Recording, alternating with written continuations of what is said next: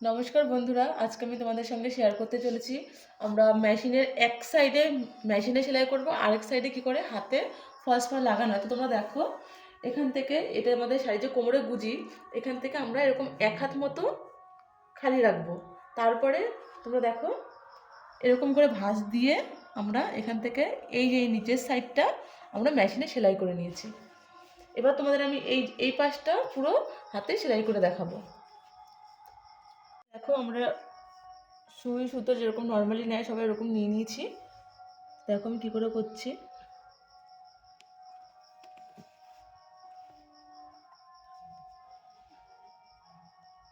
আমরা নিচের দিকে অল্প করে তুলব, সুইটা আমাদের একটু বেশি দেখা যাবে, ঠিক এইভাবে। এই যে আবার আমরা নিচ থেকে নিয়ে দেখো ঠিক এতটা এরকম গ্যাপে গ্যাপে সেলাই করব।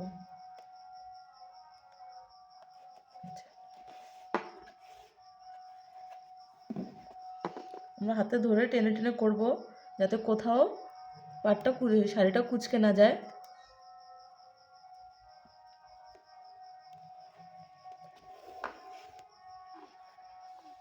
তোমরা দেখো, আমরা এরকম করে সেলাই করে এই যে কোনাটা শাড়ির, আমরা কোনাটায় আসবো, কোনাটায় আসার পরে এই যে এরকম করে একবার তুলে নেব। এই যে তুমি দেখতে পাচ্ছ, এবার ঘুরিয়ে নেব। আবার আমরা যেরকম সেলাই করছিলাম ওরকম করে সেলাই করে দেবো। আমরা পুরোটা ঠিক এইভাবে আমরা সেলাই করে নেব। খুবই সহজ শাড়ির পাড় লাগানো। একবার যদি তোমরা দেখো তাহলে তোমাদের কোনো সমস্যা হবে না, তোমরা নিজেরাই শাড়িতে পাড় লাগাতে পারবে। আমরা এইভাবে আমরা পুরোটা পাড় সেলাই করে নেব। আমার তো এই শাড়ির পাড় লাগানোর জন্য একটা টুল হলে সুবিধা হয়, তোমাদের যেভাবে সুবিধা হবে তোমরা ওইভাবে করবে। নিচে রেখেও করা যায়, কিন্তু আমার টুলের মধ্যে নিয়ে করলে আমার সুবিধা মনে হয়। খুবই সহজ শাড়ির পাড় লাগানো।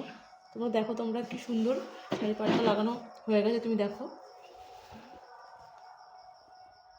কোথাও কোচকায়নি, কিছু হয়নি, কত সুন্দর শাড়ির পাড় বসেছে।